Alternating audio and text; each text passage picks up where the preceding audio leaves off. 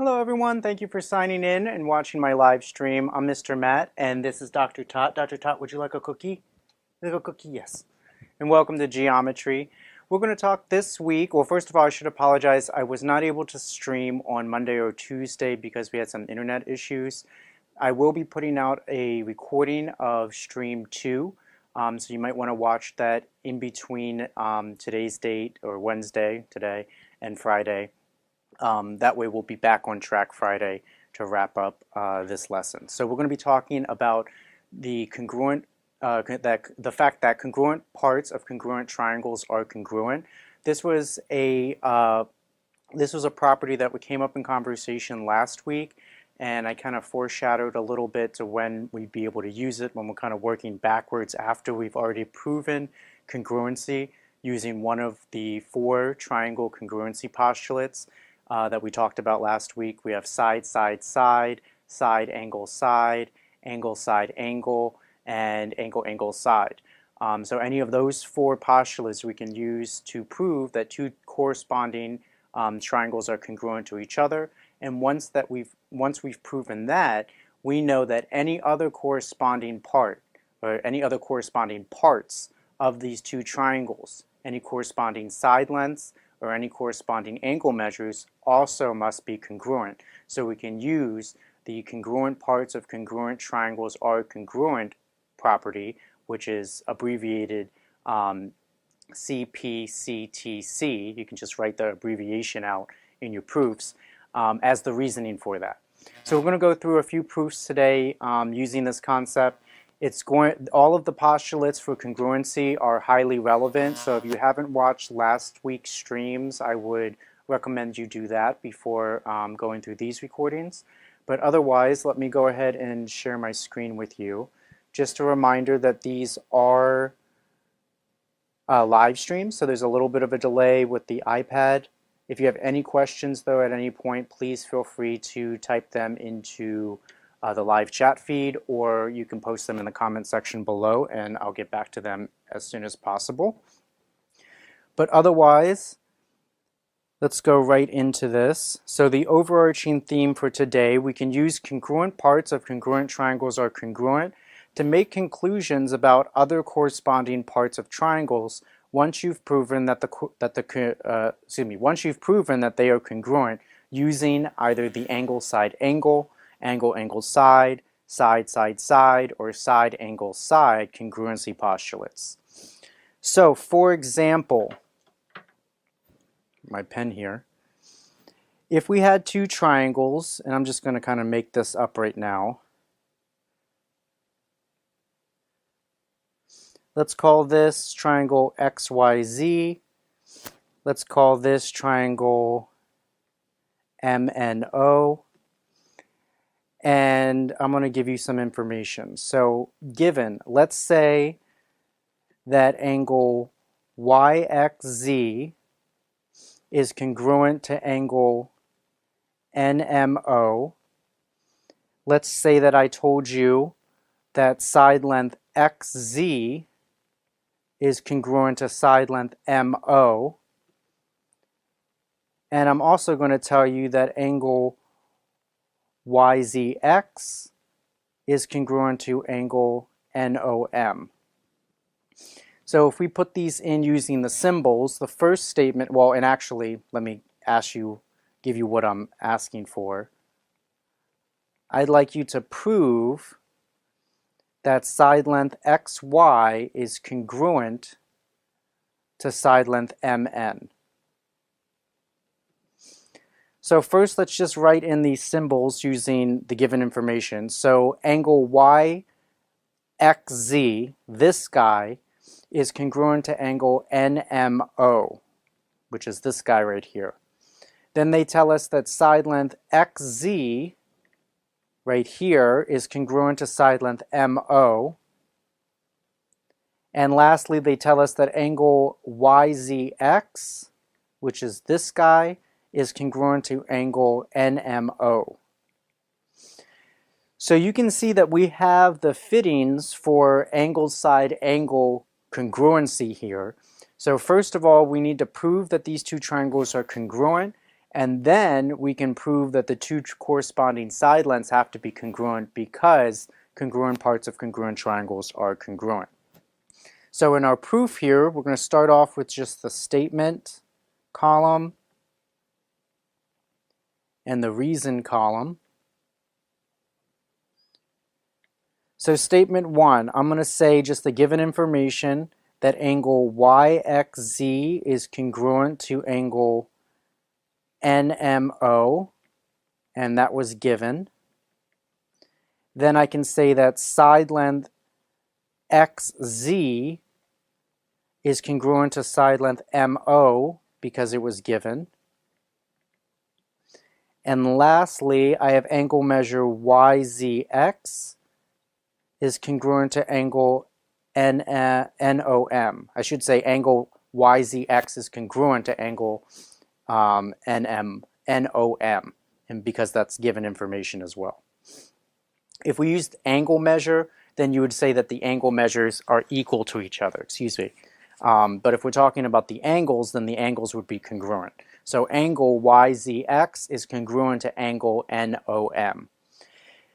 That gives us enough information to say that triangle XYZ has to be congruent to triangle MNO because of the side angle side congruency postulate.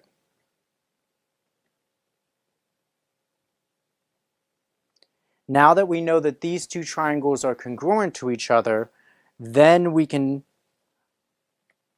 infer what we're trying to prove, that side length XY has to be congruent to side length MN because CPCTC, congruent parts of congruent triangles, are congruent. If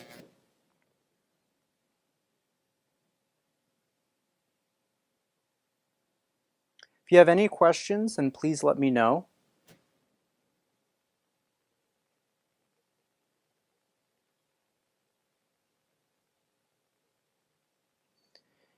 And let me move my camera out of the way here.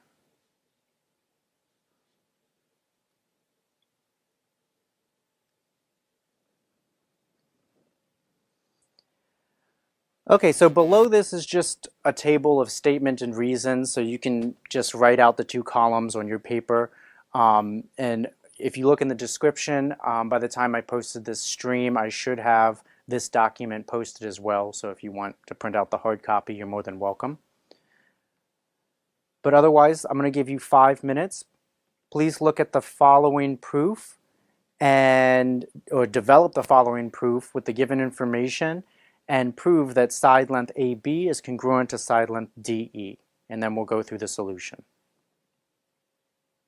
I'll keep track of the time in the upper left-hand corner and I'll update it per minute.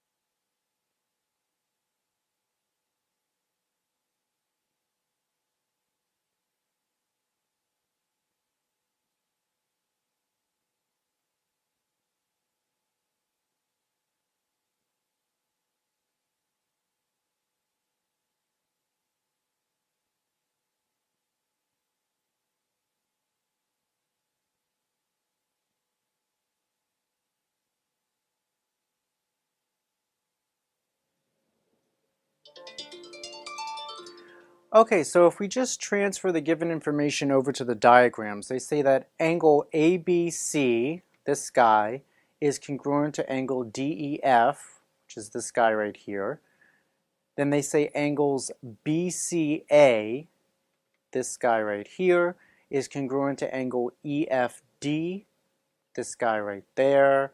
And then lastly, we have line segment BC is congruent to line segment EF.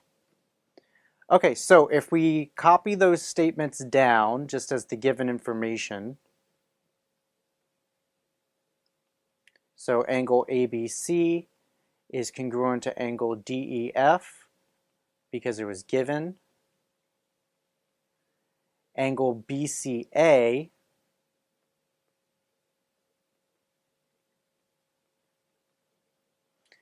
is congruent to angle EFD because of the given information. And then line segment BC is congruent,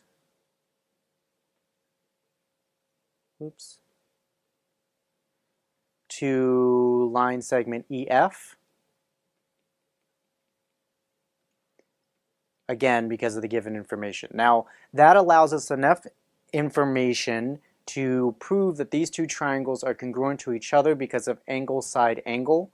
So I can say that triangle ABC has to be congruent to triangle DEF because of angle side angle congruency postulate.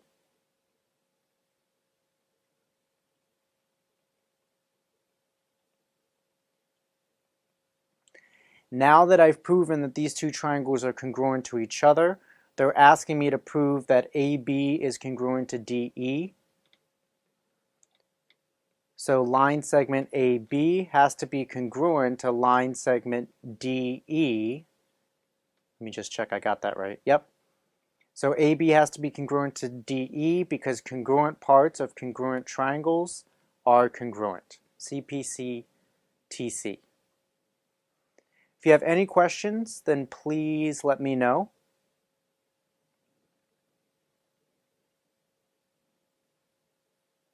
Otherwise, let's take a look at the second question. I'm going to give you 5 minutes, and then we'll go through the solution.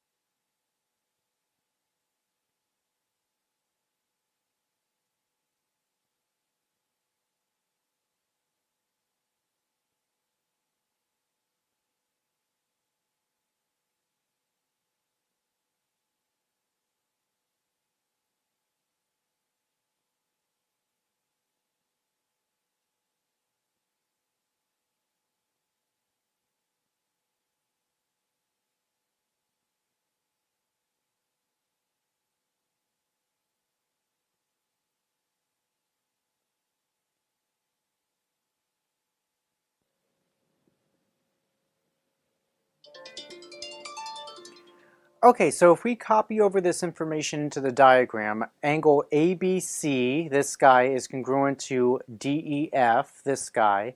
Angle BCA, this one right here, is congruent to EFD, this guy right there. And then side length AC is congruent to side length DF.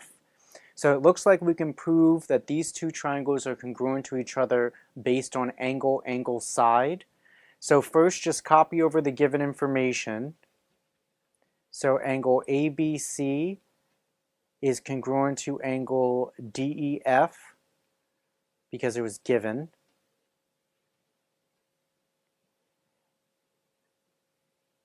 Angle BCA is congruent to angle EFD because of the given information. And side length AC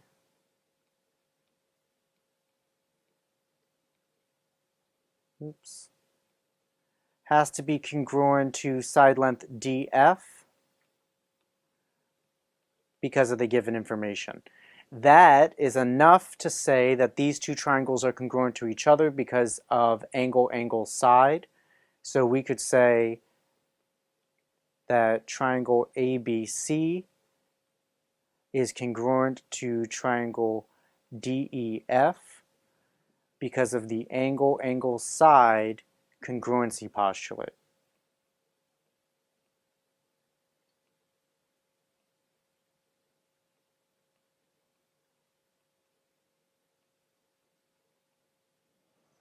And then lastly, they want us to say that side length AB is congruent to DE.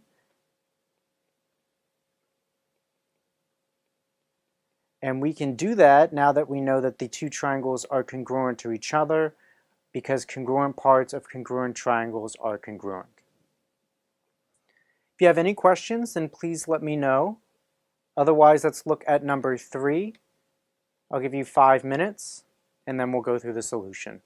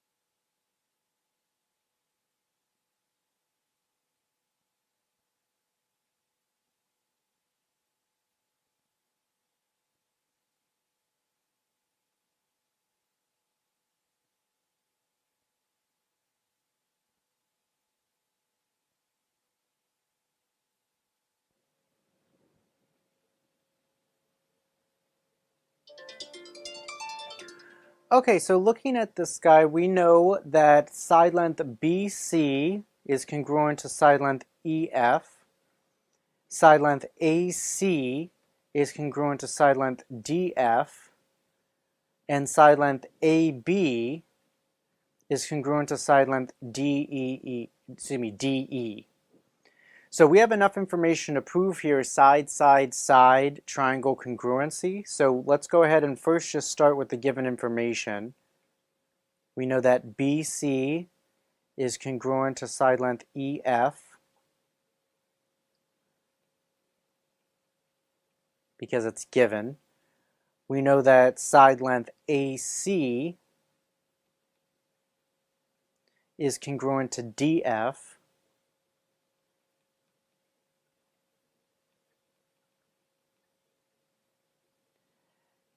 And we know that AB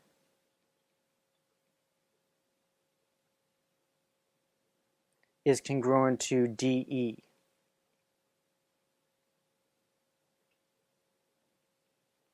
So that gives us enough information to say that these two triangles have to be congruent to each other.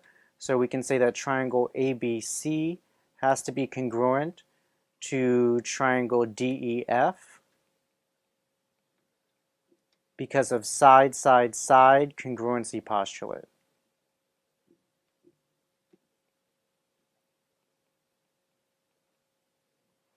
Therefore, we know that angle ABC has to be congruent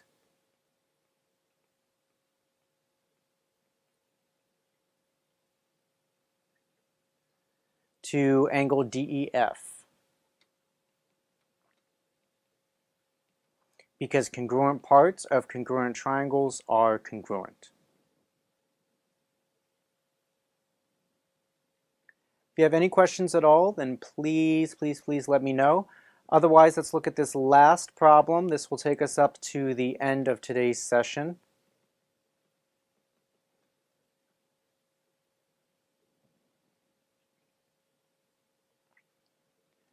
So I'm going to give you 5 minutes. Please prove that side length AC is congruent to side length DF in the following diagram given the following information. 5 minutes, then I'll give you the solution.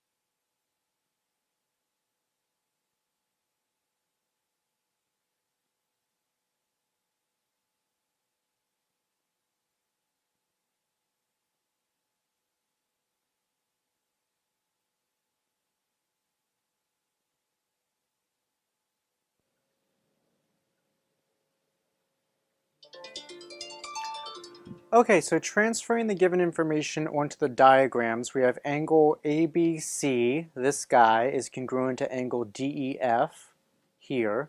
Then we have side length BC is congruent to side length EF, and side length AB is congruent to side length DE.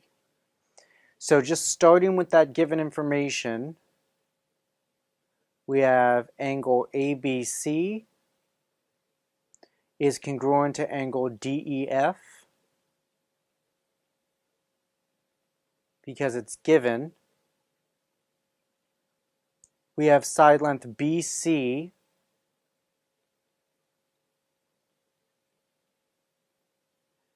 is congruent to side length EF. And then we also know that side length AB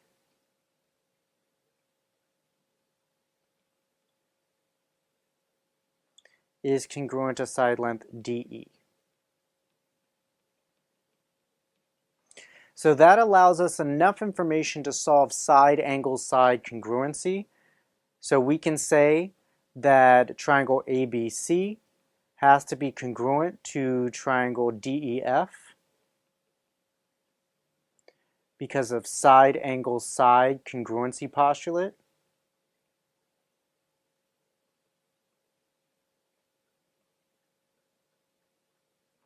And therefore, the corresponding side lengths AC and DF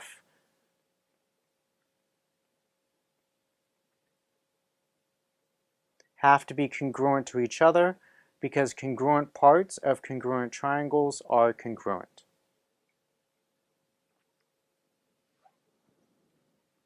So in session 2, we'll pick up with some different shapes. I just wanted to go through and give you an example of each of the triangle congruency postulates and how we can then use CPCTC in order to prove corresponding parts are congruent between two congruent triangles. If you have any questions, then please let me know either in the live chat feed or in the comments below. Again, watch out for session 2's recording, and then we'll be back on track for our live session on Friday. If you find these videos helpful, then please feel free to like and subscribe to the channel. Otherwise, Dr. Tot, hey, do you want to say goodbye to everybody? Come on. Come on, you guys say goodbye. Can you say bye? Can you say bye? You can do it better than that. Can you say bye? Yeah, there we go. Thank you guys very much for watching. I hope you have a wonderful night, and I'll talk to you all on Friday. Look out for that recording on stream 2.